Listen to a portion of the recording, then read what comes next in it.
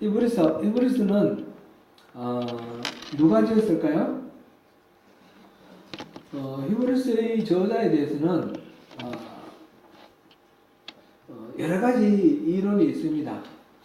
초대교회의 교부였던 터툴리안 같은 경우는 바나바가 기록했다 이렇게도 말하기도 하고, 또 종교개혁을 한 루터 같은 경우는 이거는 아볼로가 기록했다 이렇게 생각하기도 했습니다. 주장하고요.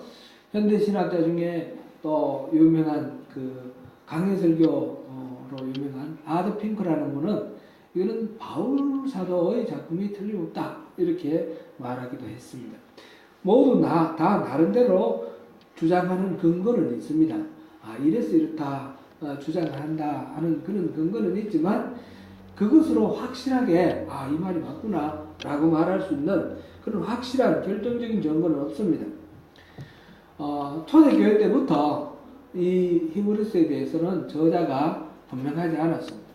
오리게네스라는 그 초대교회 교부가 이 히브리스의 저자는 하나님만 아신다 이렇게 말을 했습니다. 그 말이 맞는 것 같습니다. 저자가 누군지는 알 수가 없고, 다만 분명한 것은 이 전체 이 내용을 보면 유대인의 그 기반을 가진 그런 사람, 구약 성경에 대해서 굉장히 잘 아는 사람, 해박한 사람, 그런 사람 중에 한 사람이겠다 이렇게 이해를 할 수 있습니다. 히브리스는 마지막에 말미에 보면 수신자들에 대한 인사들이 나오는데, 그 중에 뭐 약간의 이야기들 이런 걸 통해서 이거는 서신이구나, 서신의 형식을 빌었구나 하는 것을 좀 짐작을 할 수 있지만, 우리가 일반적으로 지금 바울 서신이라든지 그다음에 뒤에 나오는 야고보서라든지 요한 1, 2, 3서 뭐 이렇게 서신에서 보면 수신자가 있고 또 편지를 쓰는 발신자가 있고 안부 문안 인사가 있고 그 다음에 이렇게 들어가는데, 그런 게 하나도 없죠. 바로 오늘도 보니까 옛쪽의 성자들을 통하여 바로 본론에 들어가는 것을 보면 이런 처음부터 편지로 쓰여진 건 아닌 것 같은데, 그러나 그리고 그 내용을 보면 설교에 가까운 그런 내용입니다. 근데 설교에 가깝지만 편지의 형식은 갖추지 않았으나 어떤 특정한 독자들 두고 이렇게 썼구나. 그래서 통상적으로 이 히브리서를 서신으로 보낸 설교문이다 이렇게 말을 합니다. 우리도 그렇게 생각하면 좋겠습니다. 그러면 이 설교문을 서신으로 썼다면 누구를 대상으로 썼을까? 독자에 대해서 우리가 생각해 볼 수 있습니다. 히브리서는 히브리인들에게라는 그런 제목, 프로스 히브루 이래가지고 히브리인들에게 보내는 글 이런 뜻이죠. 다른 서신에서도 다 프로스라는 그런 그 말로 썼는데, 그러니까 이거는 히브리인들에게 보낸 편지다. 히브리인에게 보낸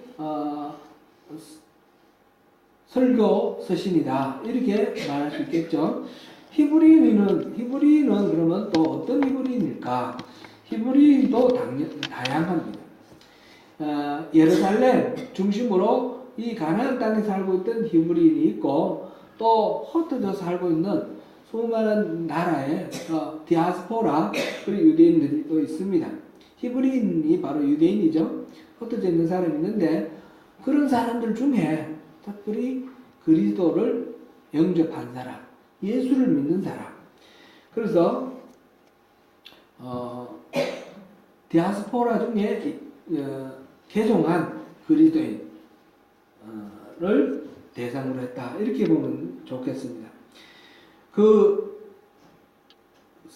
필자가 이걸 기록한 기자가 구약 성경에 해박했다라고 앞서 말씀드렸는데, 마찬가지로 독자들도 이거를 잘 이해하는 사람, 독자들이 잘 이해하도록 이걸 구약 성경을 많이 인용을 하고 구약적 배경을 가지고 지금 설명하는 것을 보면 그 독자들도 다 구약 성경에 해박한 유대인들이다 이렇게 알 수가 있겠고요. 지역적 기반으로는 주로 예루살렘이나 알렉산드리아, 로마 이 세 도시를 중심으로 많이 거론이 되었습니다. 그런데 끝에 보면 13장 24절에 이달리아에서 온 자들도 너에게 문안하느니라. 이 독자들에게 이제 누구누구가 문안한다라고 말을 하는데 이달리아에서 온 사람들이라고 그랬어요. 이달리아가 어디예요? 바로 로마 아니에요, 그죠? 그러니까 이 글을 읽는 사람들은 로마에 있는 사람들이구나 이렇게 짐작을 할 수가 있습니다. 그리고 히브리서에는 이른바 배도, 이 진리에서 떠나가는 것, 예수를 믿는 데서 떠나가는 이 배도에 대한 경고가 5번이나 나옵니다. 하나님의 빛을 본 후에 돌이키며 뭐 이런 식으로 떠나가는, 은혜를 받고 하나님으로부터 떠나가는 경우에 대한 그런 경고, 이 배도에 대한 경고가 5차례나 등장합니다. 이 말은 지금 히브리서를 읽는 이 독자들에게 배도의 유혹이 아주 강하게 지금 오고 있다라는 것을 알 수가 있습니다. 그러한 배도의 위협 속에, 유혹의 위협 속에 힘들어하는 그 사람들을 향해서 그렇게 우리가 믿는 예수님은 이런 분이다, 배도하면 절대로 안 된다 하는 그 목자의 마음, 불타는 목자의 마음을 이 히브리서에서 잘 발견할 수 있습니다. 히브리서가 기록된 시기는 그래서 이러한 배도의 위협과 연관되어서 생각할 수가 있습니다. 기독교에 대한 박해가 여러 차례 이 로마 시대에 보면 10차례 이렇게 나오고, 그다음에 나중에 콘스탄티누스 대제 때 기독교가 국교로 되는데, 초기에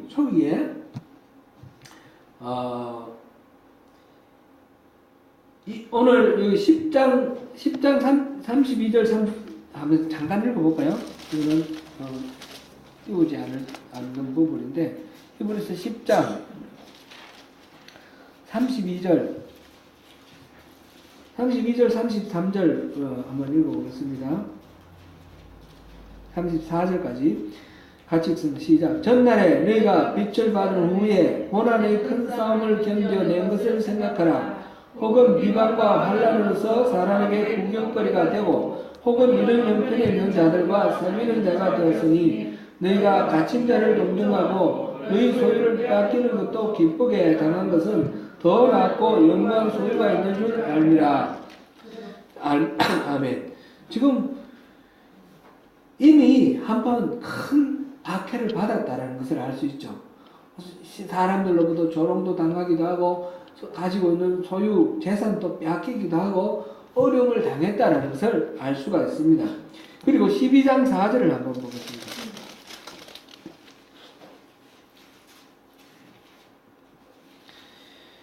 같이 읽습니다.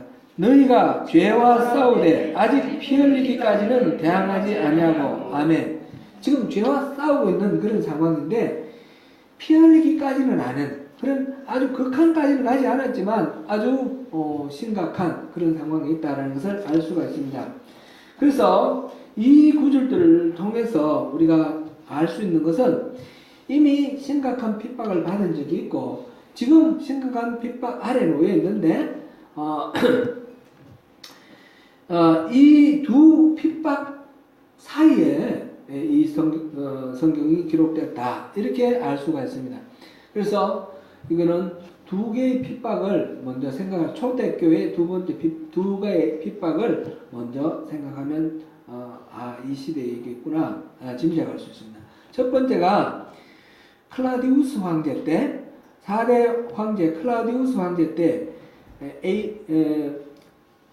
이 첫 번째 박해가 있습니다. 이 박해는 AD 49년부터 시작해서 54년까지 거의 한 5년 정도 되나요? 이래 박해가 있고, 그 다음에 다음으로 네로 황제 때, 클라우디우스 다음이 네로 황제인데 64년부터 69년까지, 이때도 한 5년 정도 되죠. 이렇게 박해가 있었습니다. 사도행전 보면 초대 교회의 유대인 그리스도인들이 로마에서 쫓겨난 이야기가 나와요. 그것이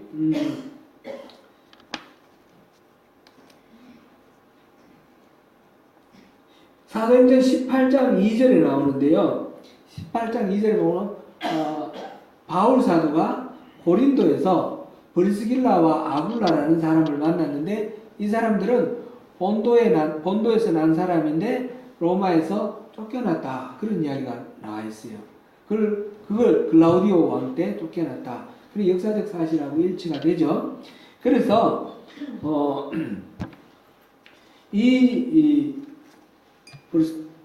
기록을 통해서 클라우디우스 왕 때 쫓겨난 것을 우리가 확인할 수 있습니다.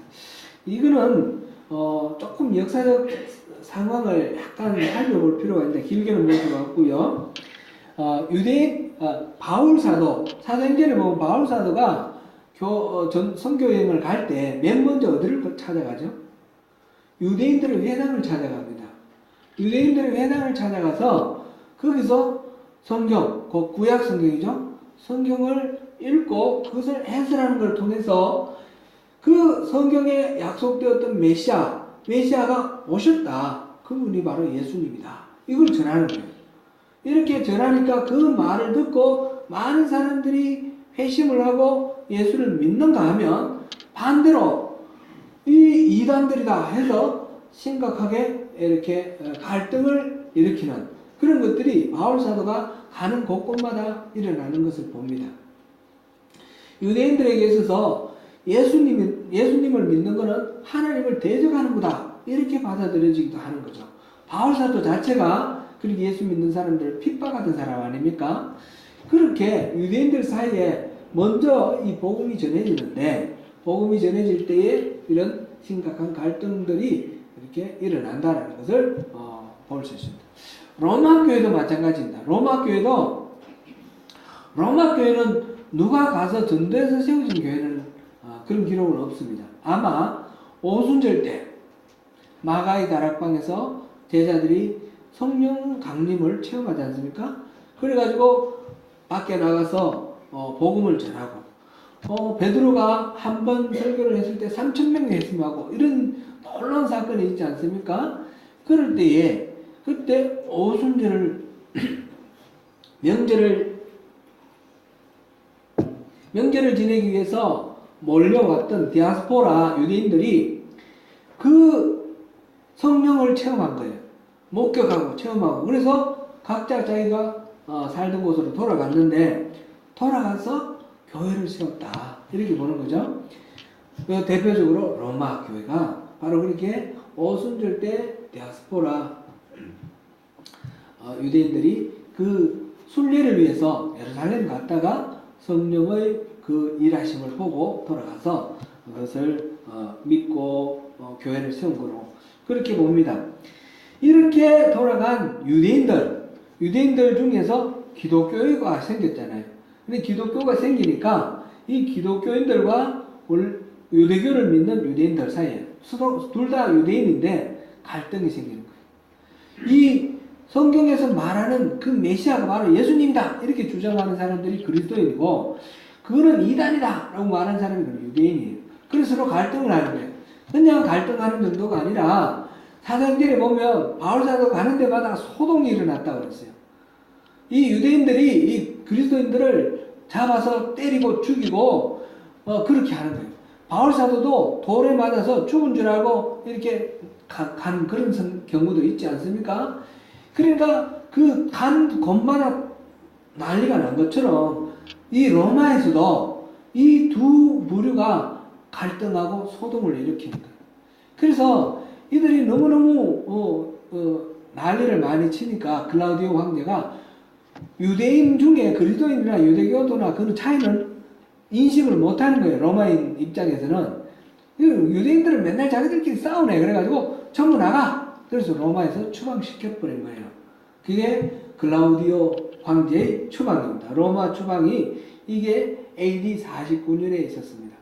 근데 이거는 나중에 글라우디오가 죽을 때까지 54년에 죽을 때까지 계속해서 유대인들은 로마에 들어갈 수가 없었어요.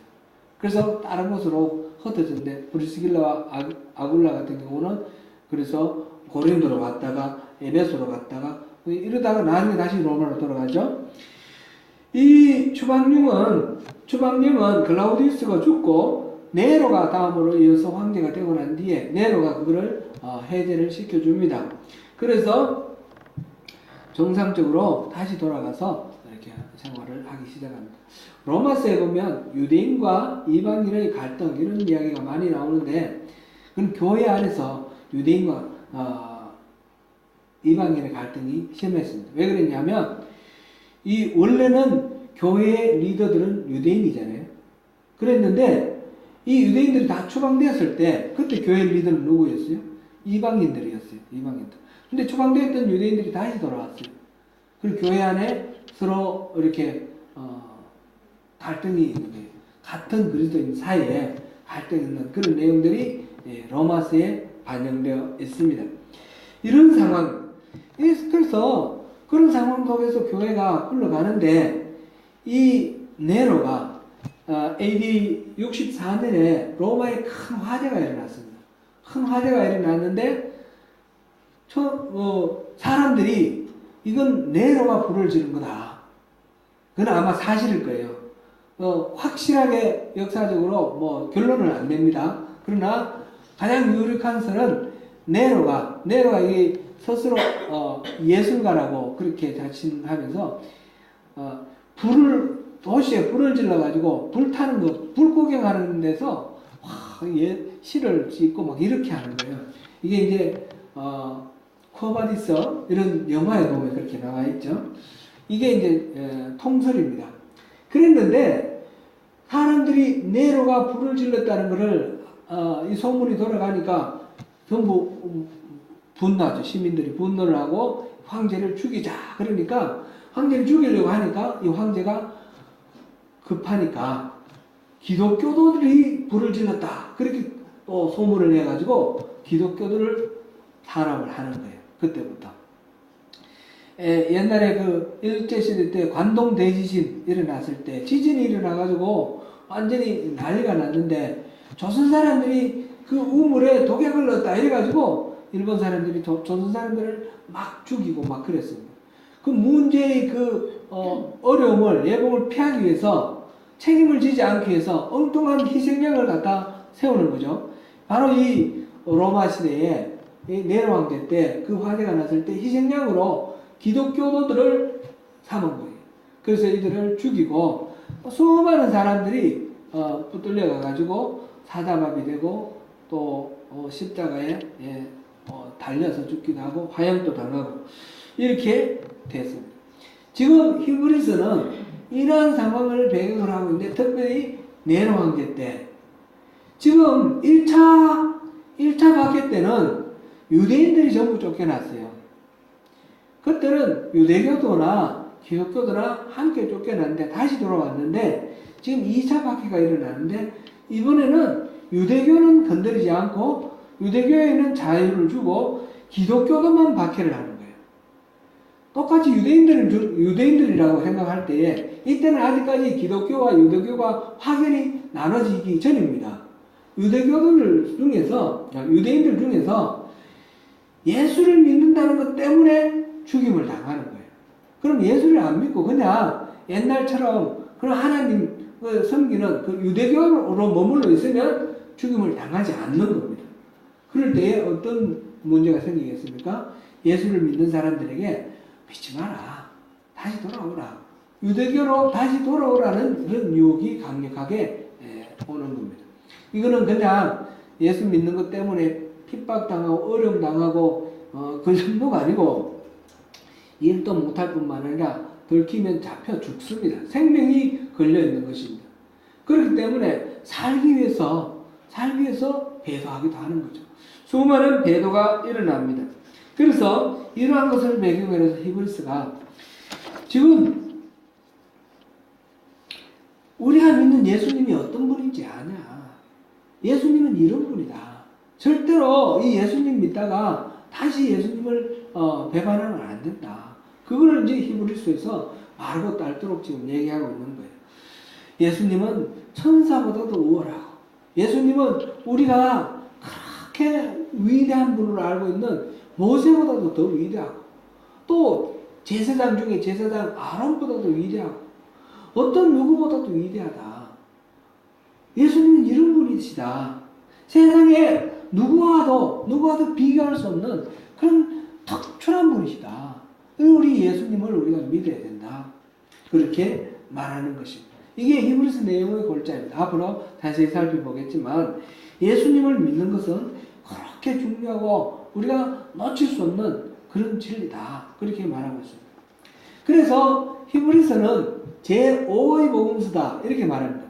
복음서가 있죠. 마태복음, 마가복음, 누가복음, 요한복음. 4개의 복음서는 다른 성경하고 다르게 특징이 뭐예요? 다른 성경하고 구분되는 특징은 뭡니까? 이 4개의 성경, 복음서의 공통점이기도 하고 다른 성경하고 구분되는 특징이 뭡니까? 예수님에 대한 이야기입니다. 그죠? 예수님에 대한 이야기. 마태복음은 왕으로 오신 예수님에 대해서 얘기를 하고 있습니다. 메시아, 왕으로 오신 예수님. 마가복음은 뭐라고 말할 수 있을까요? 종으로 오신 예수님. 종으로 오신 예수님에 대해서 말하고 있습니다. 누가복음은요? 인간으로 오신 예수님. 그 다음에 요한복음은 어떤 예수님을 말하고 있어요? 하나님의 아들로 오신 예수님. 그러니 이 네 복음은 다 예수님이 어떤 분이시다 라고 말하는 거예요. 그 다음에 사도행전부터 시작해서 다른 신약 성경에 예수님을 이렇게 다루는 성경은 없어요. 요한계시록에도 예수님은 잠깐 나오지만 예수님을 본격적으로 다루는 성경은 아니에요. 그죠? 근데 유일하게 히브리서가 처음부터 끝까지 예수님을 다루고 있어요. 그래서 히브리서는 제5의 복음서, 예수님에 대한 성경이다. 이렇게 말을 합니다. 히브리서가 우리 앞으로 이제 히브리서를 볼 텐데 히브리서가 어떤 것인가 우리 전체적으로 한번 이렇게 어떤 배경에서 기록되었고 주요 골자가 뭐고 하는 것을 살펴보았습니다.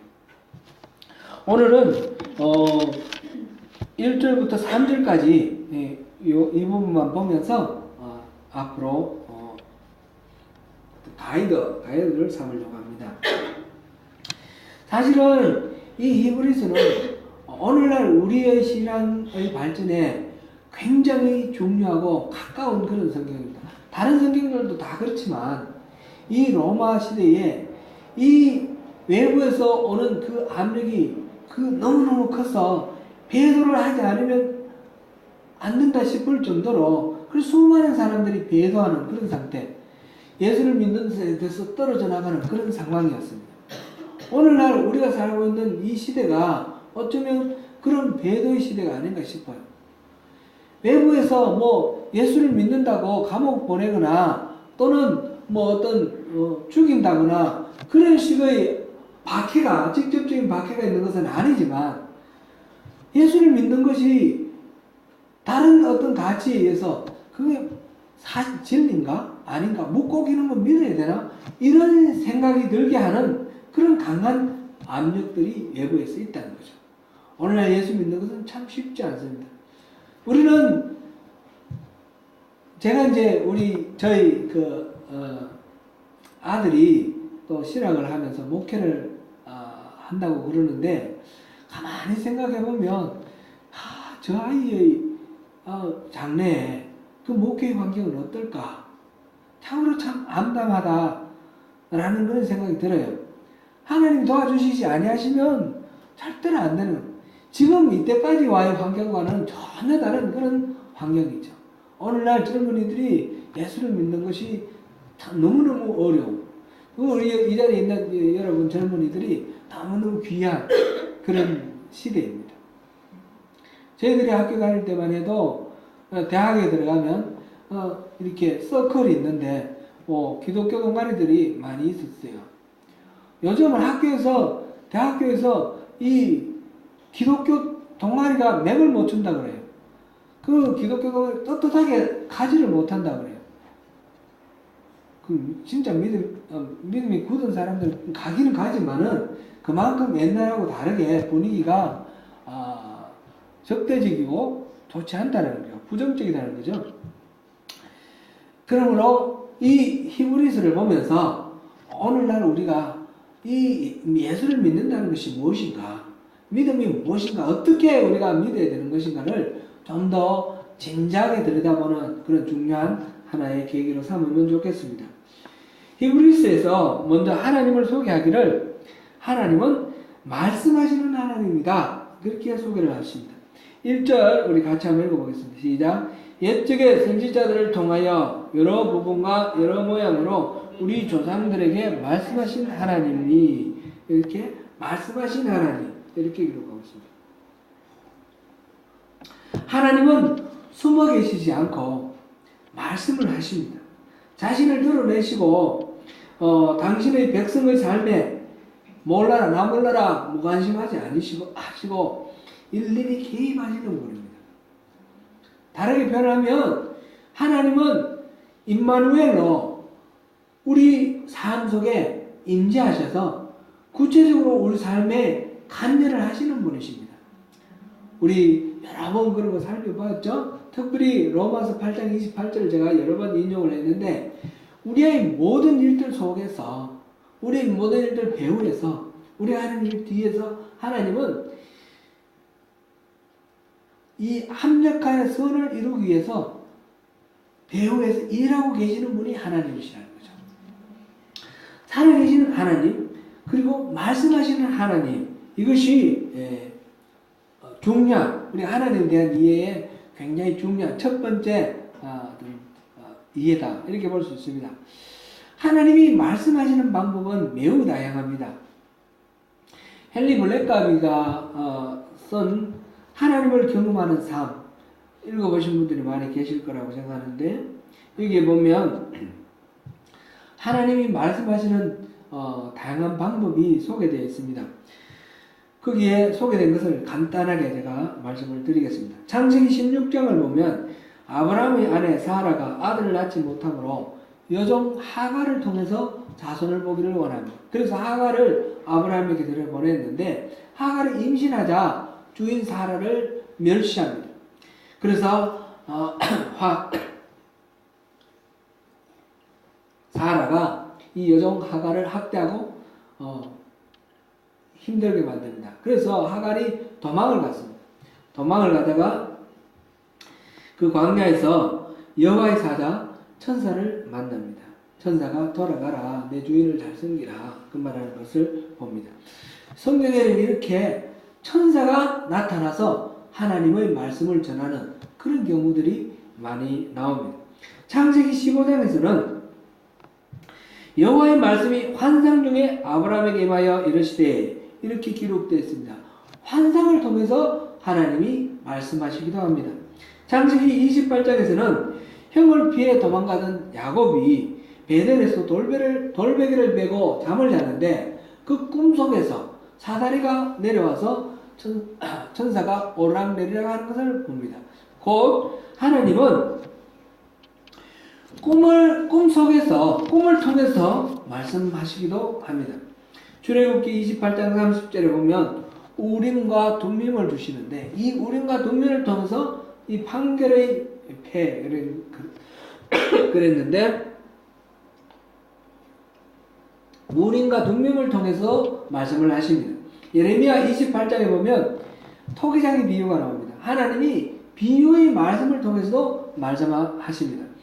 열왕기상 19장 12절에서 보면 완전히 번아웃된 엘리야에게 하나님이 나타나시는데, 그때 보면 크고 강한 바람, 지진, 불 이런 것이 지나가고 그 뒤에 세미한 음성으로 말씀하셨다, 이렇게 되어 있습니다.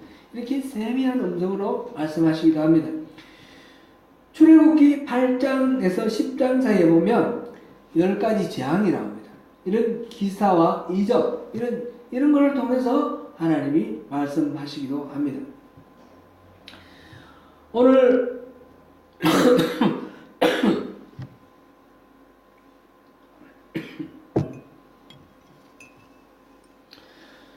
오늘 본문 1절에서는 여러 가지 모양으로 또 여러 부분에서 조상들에게 말씀하셨다 그랬는데, 그 말씀하신 것들은 다 기록이 되어 있는 것이 바로 성경이죠. 하나님의 말씀이 가장 분명하게 우리가 이렇게 찾아볼 수 있는 것이 바로 성경입니다. 성경은 한마디로 말해서 하나님이 말씀하시는 것을 적어놓은 책이다. 하나님의 자기 계시, 자신이 누구인지, 자신의 마음이 무엇인지 그것을 기록해놓은 책이다. 이렇게 볼 수 있습니다. 어떤 분은 이 성경을 하나님의 러브레터 이렇게 표현을 했는데, 하나님이 우리를 얼마나 사랑하시는지, 그럼 어떻게 사랑하시는지, 하나님의 그 사랑의 그 정도와 방법, 이런 것들을 다양하게 기록해 놓은 것이 바로 성경이다. 이렇게 말하기도 합니다. 그러므로 우리는 성경을 읽으면 하나님의 뜻을 알 수 있습니다. 그런데 이것을 계시라고 그러는데, 계시는 우리 에베소서 할 때 미스테리온이라는 그 단어를 배웠습니다.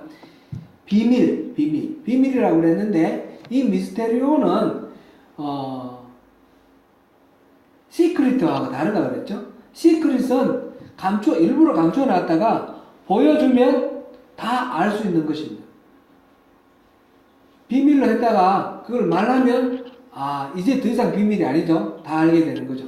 근데 하나님의 계시는 그런 시크릿으로 주어지는 것이 아니라 미스테리온으로 주는 거예요. 미스터리, 영어로 미스터리. 이거는 보여주시는데, 하나님 계속해서 계시를 하시고 보여주시는데, 이것은 신비라는 거예요. 눈이 뜨이면 보이고 그렇지 않으면 봐도 못 보는 거예요. 하나님은 말씀하시지만 들을 귀가 있는 자는 듣지만 들을 귀가 없는 자는 못 듣고, 볼 눈이 없는 사람은 못 보고 볼 눈이 있는 사람이 보는 거예요. 그래서 이 신비라고 그렇게 표현합니다. 하나님 끊임없이 말씀하시고 자기 자신을 노출하십니다. 그런데 그것을 알기 위해서, 성경을 읽고 하나님의 그 뜻을 알기 위해서 우리는 어떻게 해야 됩니까? 성령의 도우심이 필요합니다.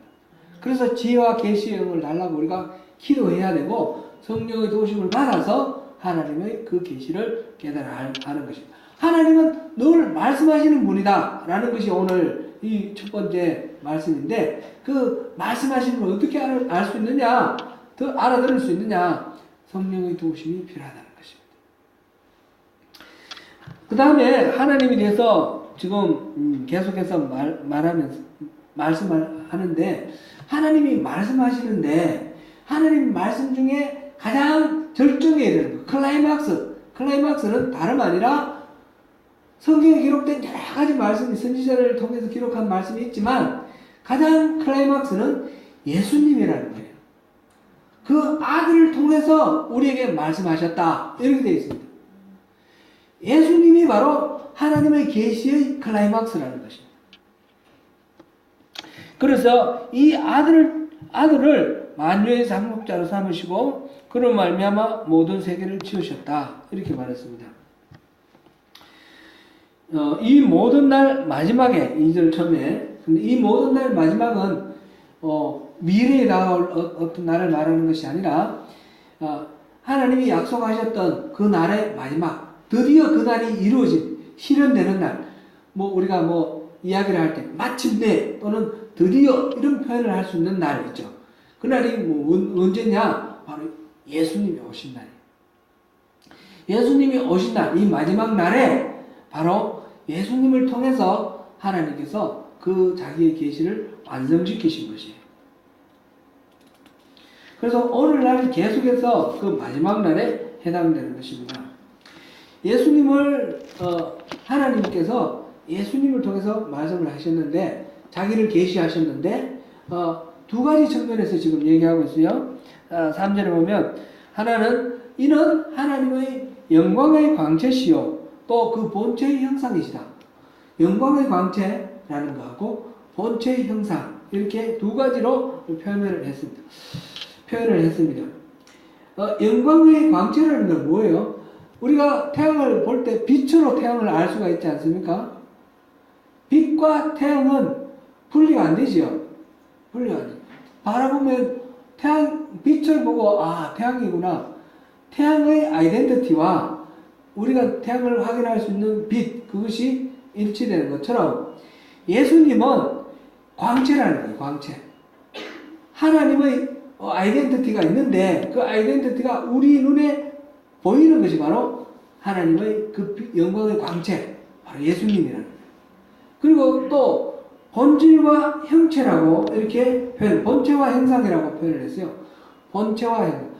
하나님의 본체는 하나님이신데 그 본체가 우리가 볼 수 있는 형상, 이 쉐이프로 우리에게 나타나신 분이 바로 예수님이다. 하나님은 영이시죠. 보이지 않는 분인데 그 영을 사람들이 알지 못하니까 인간의 육신을 입고 이 땅에 오신 분이 예수님이신 거예요. 인카네이션이라고 그러죠. 인카네이션. 그분이 바로 예수님이라는 거죠. 이거는 이제 플라톤의 그 이데아 사상을 이렇게 표현하는 그 표현법을 이게 적용한 것인데 복잡하게 우리가 생각할 필요는 없습니다. 왜냐하면 이것은 또 다르게도 표현이 되어 있습니다. 조금 이따가 보겠지만, 그래서 이 복음을 받아들이면 그리스도의 영광, 그리스도를 통해서 하나님의 영광을 볼 수 있고, 복음을 받아들이면 그리스도를 통해서 형상이신 그리스도를 통해서 하나님의 본체를 볼 수 있다라고 하는 것입니다. 곧 그리스도를 볼 때 하나님을 보는 것입니다. 빌립이 예수님께 하나님을 보여달라고 요청을 했습니다. 그랬더니 예수님께서 나를 본 자가 하나님을 본 것이다, 이렇게 말씀하셨어요. 요한복음 14장 8절에서 9절을 보시겠습니다. 같이 읽어봅니다. 시작. 빌립이 이르되 주여 아버지를 우리에게 보여주옵소서. 그리하면 족하겠나이다. 예수께서 이르시되 빌립아, 내가 이렇게 오래 너희와 함께 있으되 네가 나를 알지 못하느냐? 나를 본 자는 아버지를 보았거늘 어찌하여 아버지를 보이라 하느냐? 이처럼 예수님은 성자 하나님의 본체 형상이시기에 나중에 심판 때에 예수님이 다시 오시는데, 그럴 때는 아버지 따로 있고 아들 예수로 오시는 것이 아니라 예수님이 아버지의 권위를 가지고 아버지이신 그분이에요. 우리 아버지, 아들, 성령 이렇게 우리 나누지만 이분은 한 분이세요. 삼위일체, 그죠? 한 분이세요. 그렇게 아버지의 영광을 가지고 심판해 주러 오십니다. 참고로 빌립보서 2장 6절에서 7절까지를 다시 한번 보시겠습니다. 빌립보서 2장 6절에서 7절 같이 읽어봅니다. 시작. 그는 근본 하나님의 본체시나 하나님과 동등됨을 취할 것으로 여기지 아니하시고 오히려 자기를 비워 종의 형체를 가지사 사람들과 같이 되셨고, 이 예수님이 겉으로 볼 때 모양은 종의 형체라는 거예요. 근본 본체는 하나님이라는 거죠. 이 같은 말이죠. 지금 근본 하나님의 본체시나 이렇게 표현되어 있고, 오늘 본문에서는 본체의 형상, 예수님이 본체의 형상이시라 이렇게 되어 있는데 가리키는 게 결국은 같은 거죠. 본체는 하나님이고 형상이 예수님이다, 이 말이죠. 그런 말씀이에요. 그래서 이게 본체냐 형상이냐 이게 사실은 중요한 것이 아니고 같은 분이라는 거예요. 같은 분. 예수님은 하나님과 동일하신 분이다. 예수님은 단순히 우리가 존경할 만한 위대한 어떤 성인이다, 위인이다, 이런 것이 아니라는 것입니다. 그런 인간적 차원에 머무르시는 분이 아니라 지극히 존엄하신 하나님의 아들이시며 하나님 자신이라는 거예요. 개의 아들은 뭐죠? 강아지. 말의 아들은 망아지.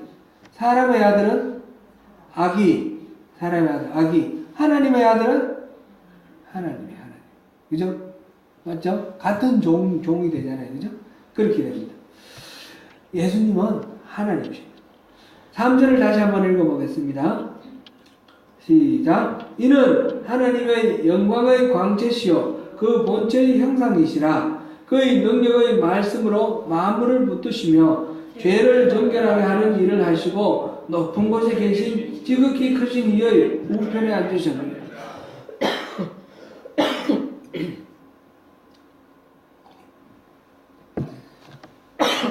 이 우편에 앉으셨다라는 것도 하나님 여기 앉아 계시고 예수님 오른쪽에 앉아 계시고 따로 앉아 계셨다 이런 뜻이 아니라 우편은 힘의 상징이에요. 하나님이 능력으로 함께 하신다 그런 의미예요. 그분이 예수님 그분 하나님이 인간의 몸을 입고